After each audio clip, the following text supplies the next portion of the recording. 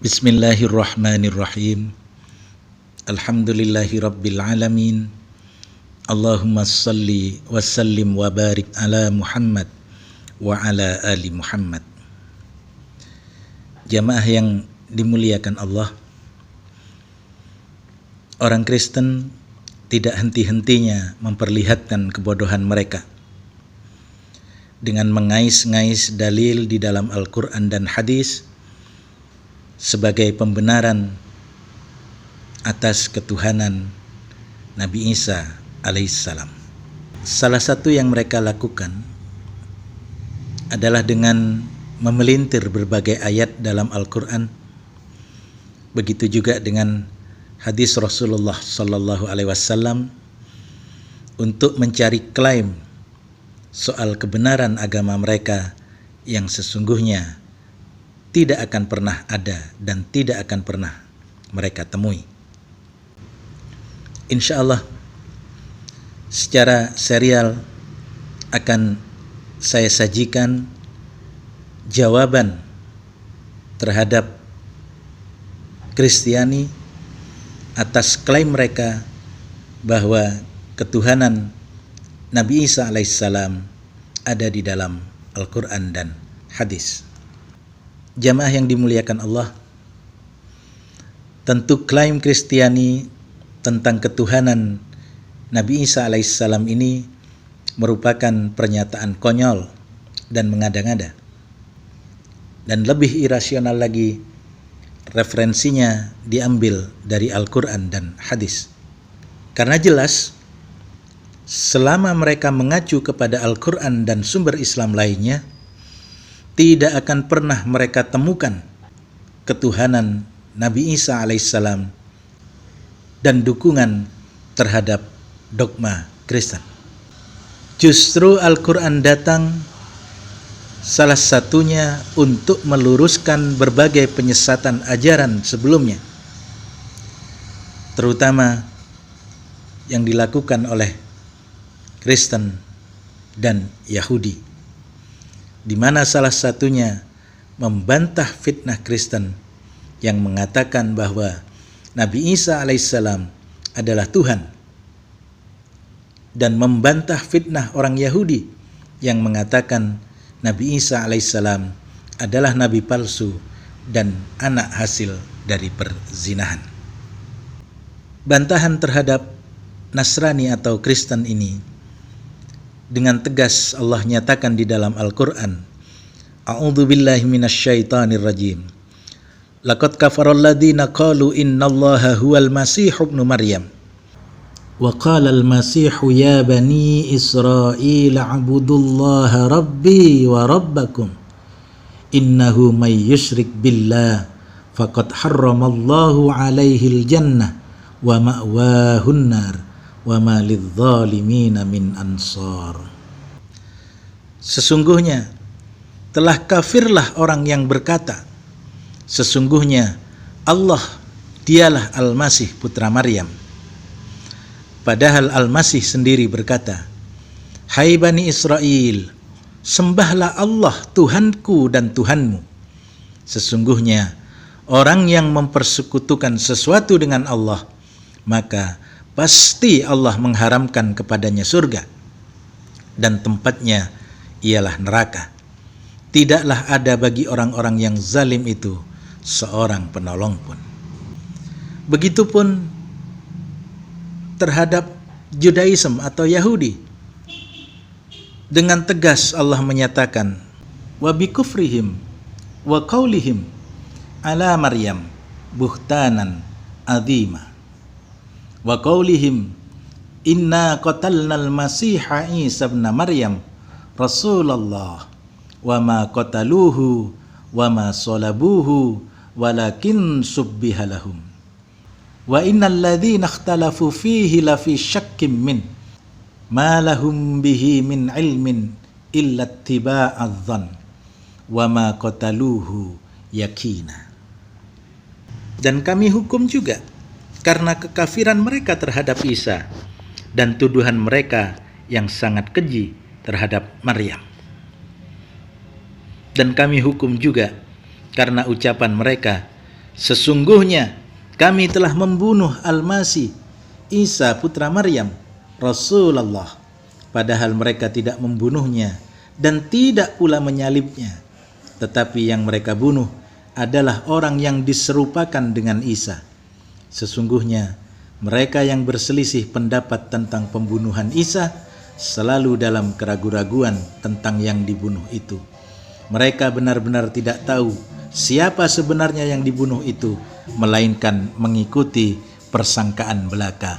Jadi mereka tidak mungkin telah membunuhnya. Jamaah yang dimuliakan Allah, adanya klaim ketuhanan Nabi Isa alaihissalam ini telah menjadikan bermunculannya murtadin palsu yang mengaku meninggalkan Islam dan masuk Kristen dengan alasan menemukan ketuhanan Nabi Isa dalam Al-Quran. Jelas ini pengakuan konyol sekaligus memalukan. Apa yang mereka lakukan hanyalah mempertontonkan ketidaktahuan, karena ayat yang mereka kutip pada dasarnya hanya memperkuat kedudukan Nabi Isa alaihissalam sebagai utusan Allah, sehingga kebohongan mereka, kebodohan mereka hanya akan menjadi bahan tertawaan umat Islam saja.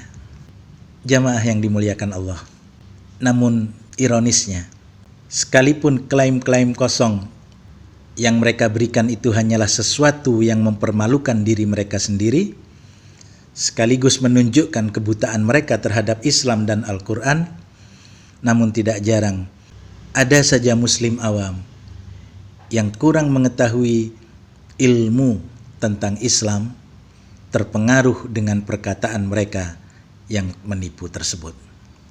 Untuk itulah jamaah yang dimuliakan Allah, insya Allah kami akan membahas secara singkat berbagai klaim tidak berdasar tersebut. Jamaah yang dimuliakan Allah, klaim dusta mereka yang pertama adalah mengenai Isa terkemuka dunia dan akhirat. Mereka mengutip firman Allah di dalam surah Ali Imran ayat yang ke-45. Idz qalatil malaikatu ya Maryam innallaha yubassiruki bikalimatin minhu ismuhul masihu Isa ibnu Maryam wajihan fid dunya wal akhirah wa minal muqarrabin. Ingatlah ketika malaikat berkata, "Hai Maryam, sesungguhnya Allah menggembirakan kamu dengan kelahiran seorang putra yang diciptakan dengan kalimat yang datang darinya. Namanya Al-Masih Isa putra Maryam, seorang terkemuka di dunia dan di akhirat dan termasuk orang-orang yang didekatkan kepada Allah." Dalam ayat di atas, kata wajihan dan kata muqarrabin inilah yang dijadikan dalil oleh orang-orang Kristen bahwa Nabi Isa alaihissalam adalah Tuhan. Dalam surah Ali Imran ayat 45 tersebut, wajihan diartikan sebagai terkemuka. Kata wajihan juga berarti terhormat. Namun wajihan bukan bermakna paling atau mengungguli. Penghormatan atas nabi-nabi yang lain pun di dalam Al-Quran menggunakan kata wajihan. Karena para nabi adalah orang-orang yang terkemuka. Mereka adalah orang-orang yang diberikan karunia oleh Allah Subhanahu wa ta'ala. Contohnya, terhadap Nabi Musa alaihissalam pun Allah menggunakan kata wajihan tersebut. Ya ayyuhalladzina amanu la takunu kalladzina adaw Musa fabarra'ahu Allahu mimma qalu wa kana indallahi wajiha. Wahai orang-orang yang beriman, janganlah kamu seperti orang-orang yang menyakiti Musa. Maka Allah membersihkannya dari tuduhan-tuduhan yang mereka lontarkan, dan dia seorang yang mempunyai kedudukan terhormat di sisi Allah. Jadi yang dimaksud orang yang terkemuka dalam Al-Quran bukan hanya Nabi Isa alaihissalam, namun juga nabi-nabi yang lain. Jadi surah Ali Imran ayat 45 tersebut tidak membuktikan bahwa derajat Nabi Isa alaihissalam lebih tinggi dari nabi-nabi yang lain, karena semua nabi tentunya terkemuka di sisi Allah Subhanahu wa ta'ala. Begitupun mengenai muqarrabin atau orang yang didekatkan.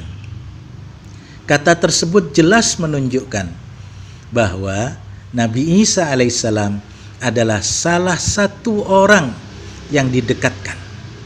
Artinya selain Nabi Isa masih banyak muqarrabin lainnya, yaitu para nabi dan rasul yang merupakan orang-orang pilihan di sisi Allah.